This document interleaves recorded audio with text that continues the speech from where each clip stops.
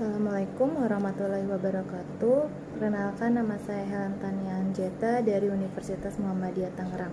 Di sini saya ingin membawakan materi lanjutan tentang metodologi penelitian. Desain penelitian adalah rancangan penelitian yang menjelaskan berbagai cara yang digunakan untuk menjawab permasalahan penelitian. Rancangan penelitian ini maksudnya itu sebagai kerangka kerja metode dan teknik yang dipilih oleh seorang peneliti untuk menggabungkan berbagai komponen penelitian dengan cara yang cukup logis sehingga masalah penelitian ditangani secara efisien. Rancangan penelitian juga dapat meminimkan bias data dan meningkatkan kepercayaan pada informasi penelitian yang dikumpulkan dan dianalisis. Permasalahan penelitian itu ada satu, populasi dan sampel, yang kedua, jenis data, yang ketiga, definisi operasional, yang keempat adalah metode analisis data. Definisi operasional adalah cara mengukur variabel dengan menggunakan berbagai skala. Macam-macam skala pengukuran yaitu ada 1 skala nominal, 2 skala ordinal, 3 skala interval, yang keempat adalah skala rasio. Yang pertama skala interval atau Likert. Nah, skala ini diambil dari nama penciptanya yaitu Francis Likert, seorang ahli psikologi sosial dari Amerika Serikat. Nah, apa sih itu skala interval atau Likert scale? Yaitu skala yang digunakan untuk mengukur sikap, pendapat, persepsi seseorang atau sekelompok orang tentang fenomena. Jadi, dengan skala Likert ini, responden diminta untuk melengkapi kuesioner yang mengharuskan mereka untuk menunjukkan tingkat persetujuannya terhadap serangkaian pertanyaan. Terus dengan skala Likert, variabel dijabarkan sebagai indikator, kemudian indikator dijadikan item-item pertanyaan. Jawaban setiap item, instrumen mempunyai gradasi dari sangat positif sampai sangat negatif. Contoh alternatif jawaban dalam skala Likert ada sangat setuju, setuju, ragu-ragu, tidak setuju, sangat tidak setuju. Terus ada sangat positif, positif, negatif, dan sangat negatif. Ada selalu, sering, kadang-kadang, tidak pernah, dan ada sangat baik, baik, tidak baik, dan sangat tidak baik. Nah, di sini ada contoh pemberian skor untuk skala Likert.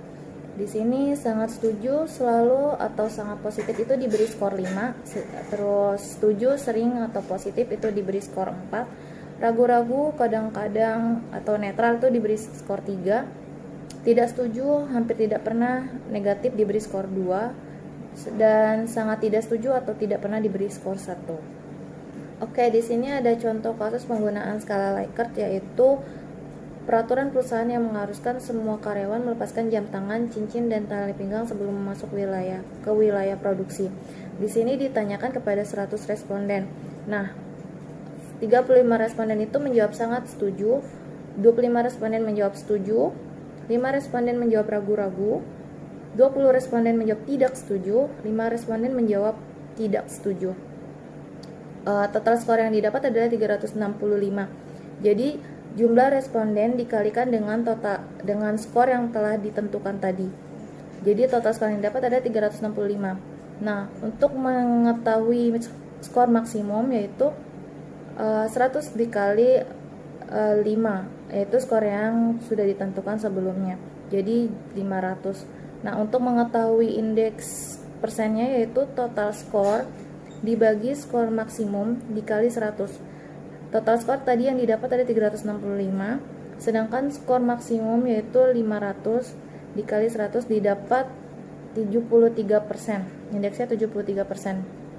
Nah, interval penilaiannya yaitu 0% sampai 19,99% itu sangat tidak setuju.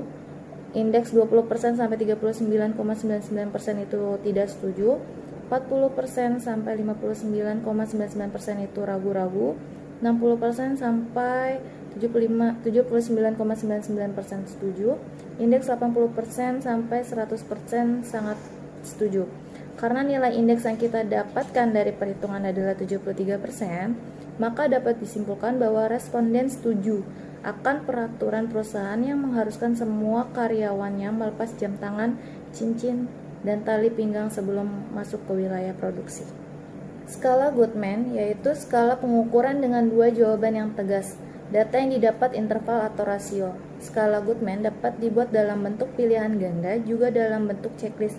Jawaban dibuat skor tertinggi 1 dan terendah 0. Skala nominal. Skala nominal yaitu skala pengukuran di mana angka tidak memiliki makna kecuali hanya sebagai pembeda. Jadi skala nominal yaitu pengukuran yang dilakukan untuk membedakan, memberikan kategori, memberi nama, atau menghitung fakta-fakta.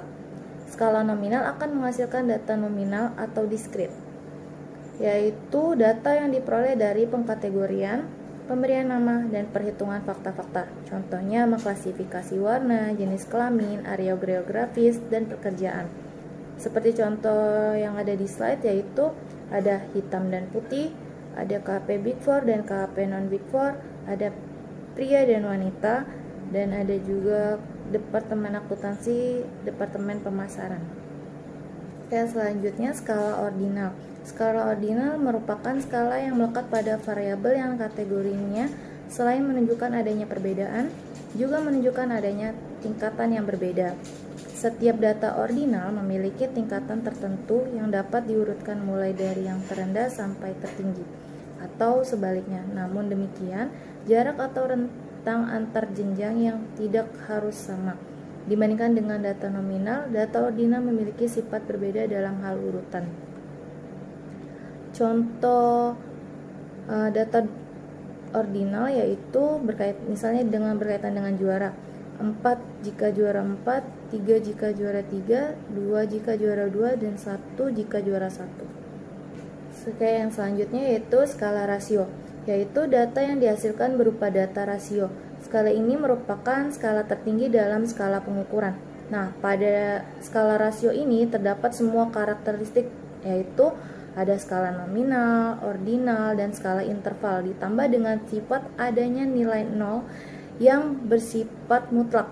Nilai 0 mutlak ini artinya adalah nilai dasar yang tidak bisa diubah, meskipun menggunakan skala yang lain. Oleh karenanya, pada skala rasio, pengukuran sudah mempunyai nilai perbandingan atau rasio. Pengukuran dalam skala rasio yang sering digunakan adalah pengukuran tinggi dan berat. Contohnya yaitu, misalnya mencari ROA, yaitu laba bersih dibagi aset total. Selanjutnya, yaitu populasi dan sampel. Apa sih itu populasi? Populasi adalah wilayah generalisasi yang terdiri atas objek atau subjek yang mempunyai kuantitas dan karakteristik tertentu yang diterapkan oleh peneliti untuk dipelajari dan kemudian ditarik kesimpulannya. Sedangkan sampel adalah sebagian dari jumlah dan karakteristik yang dimiliki oleh populasi. Nah, contohnya misalnya populasinya mahasiswa jurusan akuntansi Universitas Muhammadiyah Tangerang.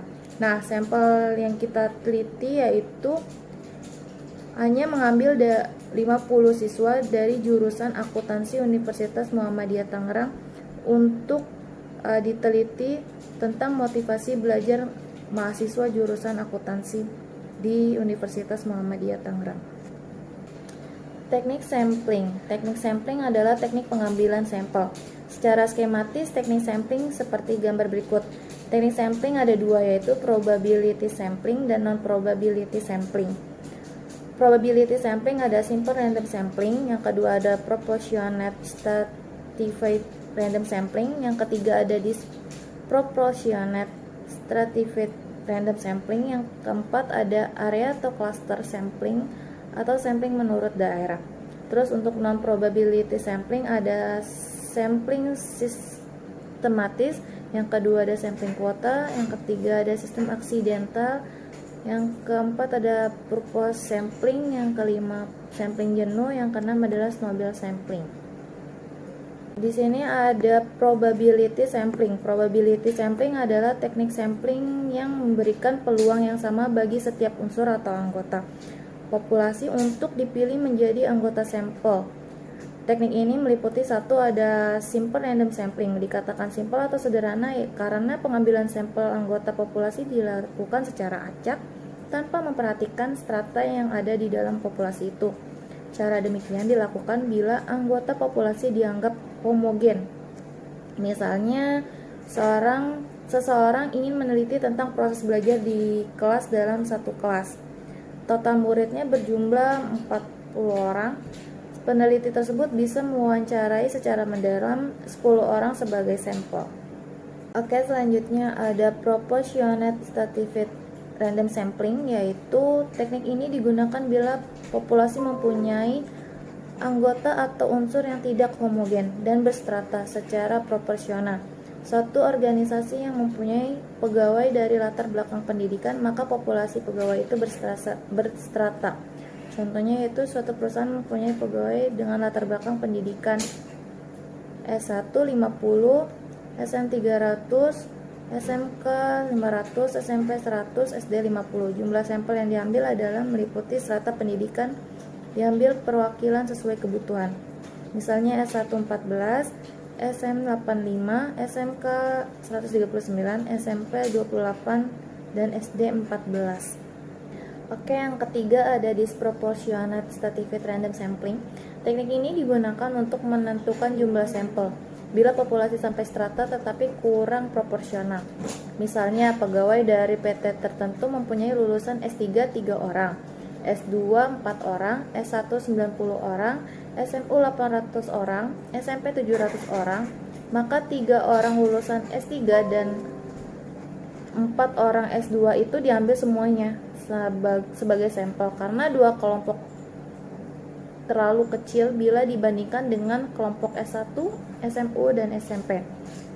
Yang keempat ada cluster sampling atau area sampling. Teknik sampling untuk menentukan sampel bila objek yang akan diteliti atau sumber data sangat luas.